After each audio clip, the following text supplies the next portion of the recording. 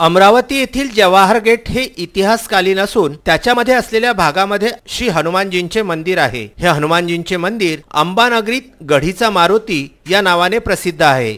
एकेकाळी अमरावतीला उमरावती म्हणून ओळख असलेल्या जवाहर गेट परिसरातील गावाच्या मानाचा समजला जाणाऱ्या हनुमान मंदिर मूर्तीच्या अंगावरील खोळ पडल्याने भाविक व नागरिकांनी ही खोळ आणि पुरातन 300 वर्ष पूर्वीची मूर्ती पाहण्यास मंदिरात एकच गर्दी केली होती। माझं नाव अविनाश श्रॉफ आहे। मी बालपणापासून इथेच राहतो आणि आजपर्यंत म्हणजे मारुतीच्या देवाचं गढेची मारुतीचं दर्शन नेहमी करत असतो। लहानपणापासून हीच मूर्ती पाहिली होती, पण आता देवाची कृपा की आम्हाला मूळ स्वरूप पाहायला मिळालं, ही भगवंताची कृपा आहे। अमरावतीच्या इतिहासामध्ये याची नोंद आहे। काळंकर साहेबांनी जे पुस्तक काढलं होतं त्या पुस्तकामध्ये नोंद आहे की कमीत कमी 300 वर्षाचा इतिहास आम्हाला माहिती आहे। त्याच्या वरतही होऊ शकतो।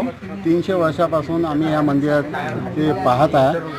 तर कालांतरानं खोळ समोर आली होती, पण आजपर्यंत त्याची पडली नाही। आज सकाळी विधीपूर्वक त्याची आंघोळ झाली, मंदिराची मूर्तीची त्याची पूजा अर्चना झाली पंडितजीच्या हाताने, आणि नंतर त्याच्या 8:45च्या दरम्यान ही खोळ ऑटोमॅटिक पडली।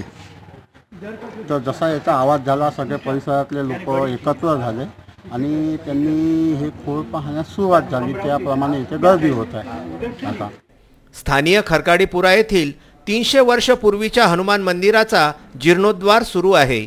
मात्र या हनुमान मंदिराच्या गाभाऱ्यातील भाग सोडला तर बाहेरील भागाचे काम युद्धस्तरावर सुरू आहे। याच दरम्यान हनुमानजींच्या मूर्तीची याच काळात खोळ पडणे व मूर्तीचे सुंदर रूप प्रकट होणे म्हणजे हा योगायोगच म्हणावा लागेल।